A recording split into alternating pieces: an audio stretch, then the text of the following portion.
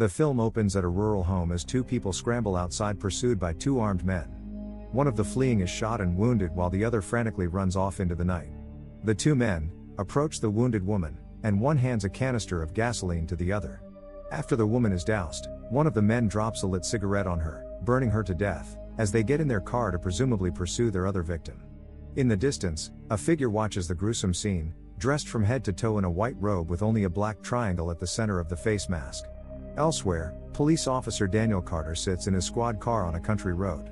Daniel spots someone crawl out of the tree line on their hands and knees. Daniel approaches, thinking it to be an intoxicated teenager, but hurriedly whisks him away in the back seat of his car when he sees that the man is hysterical and covered in blood. When Daniel brings the man through the hospital, the nurse at the front desk scrambles for help and calls Dr. Richard Powell and another nurse, Beverly, who takes the man away to be examined. Daniel takes a moment during the silence to say hello to teenage Maggie and her grandfather Ben, who have come in that night for a checkup on Maggie's far along pregnancy. In another part of the hospital, nursing intern Kim sits in the room of patient Cliff, annoying him with her boredom and frustration at having been assigned to a hospital that's understaffed and in the process of moving out. When Cliff tells Kim he's going to sleep, she leaves the room. After the doctor discovers heroin needle marks on the man's arms, Daniel realizes he has the junkie's blood on his uniform and goes to clean it off, is brought a cup of coffee by the nurse at the front desk, who is revealed to be Allison, Daniel's estranged wife. Shortly thereafter, as Daniel roams the halls of the hospital, he sees Beverly in Cliff's room. He sees Beverly has shoved a pair of scissors into the boy's skull through his eye, which she slowly pulls back out. When Beverly begins to approach him, Daniel shoots and kills her. As Allison, Kim, and Dr. Powell rush to investigate, an overwhelmed Daniel stumbles into the nearest bathroom, throws up, and then passes out. Daniel has visions of a dark and desolate landscape with swirling clouds above, a sinister-looking nebula somewhere in space, and a black triangular mass. After he regained consciousness, Dr. Powell informed him that a state trooper had arrived at the hospital. Daniel finds the trooper, Mitchell, and asks him how he arrived so quickly. Mitchell explains to him that he's investigating a mass murder that happened at a house not far away, and he's there for the man that Daniel had brought in earlier that night. Mitchell then berates Daniel for the situation he can't seem to get control of and even insults Daniel. He is still insistent about calling in the incident with Beverly to dispatch leave the hospital. Daniel notices a figure wearing all white except a black triangle over the face. When he tries to speak to and approach the figure, a loud foghorn is heard in the distance and the lights of the hospital flicker. The mysterious man attacks Daniel and manages to puncture his chest with a knife before being tossed off. Daniel flees back into the hospital and once again passes out, having similar visions as before, as Allison, Kim, and Dr. Powell see to his bleeding wound. Daniel awakens, a scream is heard from the junkie's room, and Mitchell and Daniel rush to investigate. Inside, a grotesque, twisted, and tentacled Beverly attempts to attack the junkie before the two police officers manage to rescue him and lock the creature inside. Frightened by the creature and seeing that the hospital has become surrounded by figures dressed like the one who attacked Daniel, the group panics. Suddenly, the two men from the start of the film, Vincent and Simon, burst into the hospital and at gunpoint demand that the junkie be handed over to them. As Daniel and Mitchell try and de-escalate the situation, the junkie grabs Maggie and holds a scalpel to her throat. Dr. Powell slowly approaches the junkie and tries to get him to release Maggie, but is stabbed in the neck and falls to the floor, dead. The Beverly creature suddenly emerges through another doorway and takes Mitchell away. Daniel follows after the creature with a fire axe and turns a corner to see it holding a barely alive Mitchell, forcing its tentacles down his throat and into his eye sockets. Vincent and Simon appear and begin attacking the creature, killing it and chopping off Mitchell's head in the process. The group takes Mitchell's body, straps it to a gurney, and set it on fire before rolling it outside into the parking lot. Maggie begins to experience pain, and fearing her and her baby's life, Allison insists on going to the medicine storage room to gather things to help the teenager.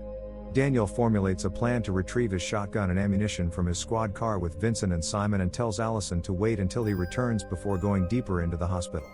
They run to the car, and while Vincent keeps a lookout, Simon opens the trunk and retrieves ammo and flares while Daniel struggles to unlock the holster for his shotgun. One suddenly appears behind Simon and prepares to attack him. Daniel releases the shotgun and kills the assailant.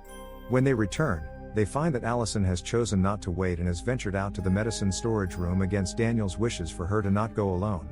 As Allison gathers up what she needs, someone appearing to be Dr. Powell stands behind her.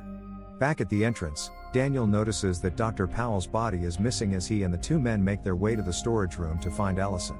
While looking for her, and finding nothing but the bag within which she was collecting what she needed, the three come across Dr. Powell's office and investigate. As Vincent looks through a tin box filled with Polaroids of naked women, the mysterious figures, and dead bodies, Dr. Powell speaks to Daniel on the phone, taunting him before hanging up. Wanting answers, Daniel allows Vincent and Simon to interrogate the junkie, threatening to break his fingers with a hammer if he doesn't tell them what's going on. The junkie claims to not know anything about what appears to be a cult. He was lured to the house and things quickly took a turn for the worst.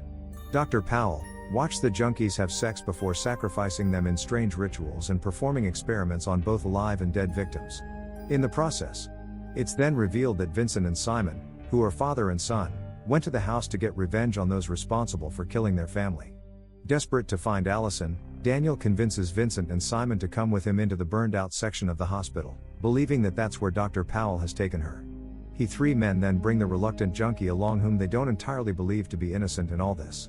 As they travel deeper into the destroyed section of the hospital, Kim, who's been helping them navigate over the radio, loses track of where they are and eventually comes to the realization that they've managed to enter a part of the building that shouldn't technically exist. As Kim loses radio contact with Daniel, the four men enter a maze-like area with a giant triangle and other symbols etched into the floor. Meanwhile, someplace else, Allison awakens on an operating table as Dr. Powell stands over a sink washing bloodied surgical tools. Powell explains that after the death of his daughter, he went searching a way in which he could bring his daughter back. Powell, who has begun flaying the skin off of himself, then removes the sheet covering Allison, whose stomach has become engorged with something moving around violently inside her. Daniel, Vincent, and Simon continue their search and come upon a room filled with mutilated corpses who've been experimented on in various states of decay. When Vincent begins to have visions of his dead wife, the corpses come to life and begin attacking them. After briefly fighting them off, Vincent sees his wife holding their baby run through a doorway and chases after them with Simon close behind. Daniel and the junkie flee in a different direction, but a creature grabs the junkie and bashes his head repeatedly into the floor, killing him and allowing Daniel to escape. Back up in the hospital, Maggie begins to experience severe pain again, and Kim realizes that she needs to perform a C-section on her lest they both die. Kim tries to make the first incision but panics and tells Ben she can't do it. As Ben pleads for Kim to do the surgery, Maggie slits his throat, revealing that not only is she a part of the cult, but she's carrying Dr. Powell's new child. As cultists begin to invade the hospital, Kim hides herself in a cabinet. Simon follows his father through the tunnels, which inexplicably begin to turn into their home. He finds his father grieving over his dead wife and infant child and then turns to attack Simon, asking over and over why he didn't protect them. The illusion disappears and Vincent recollects himself. Daniel eventually comes across the room where Allison is being kept and finds her alone, still lying on the operating table, pregnant. Suddenly this illusion disappears and Daniel finds himself standing over an Allison whose stomach has exploded outward with tentacles. Daniel then takes his axe and continuously chops away at Allison's remains. Making his way into a large room with an illuminated triangle on the wall, Daniel is lectured by Dr. Powell about his experiments and his knowledge of life and death. Maggie appears and shoves a knife into his back. A skinless, inhuman Dr. Powell reveals and explains that he found a way to bring his own daughter back. Powell asks Maggie if she's ready and then kneels in front of the triangle. As Maggie convulses and screams in horror, a large, twisted creature which Powell calls his daughter emerges from her torso. Vincent and Simon appear and the creature chases after them. Vincent is caught and as it begins to force its tentacles into his body. After some hesitation, Simon does and flees. Daniel then grabs hold of Powell's arm and forces them both through the void of light and they disappear. Simon barely escapes as the monster gets crushed and he somehow finds himself back at the hospital's entrance. Finding Kim still in the cabinet, the two exit the hospital as dawn begins. The desolate and dark landscape that Daniel had towards the start of the film. He stands there, holding hands with Allison. Thanks for watching. Don't forget to like and subscribe for more amazing videos.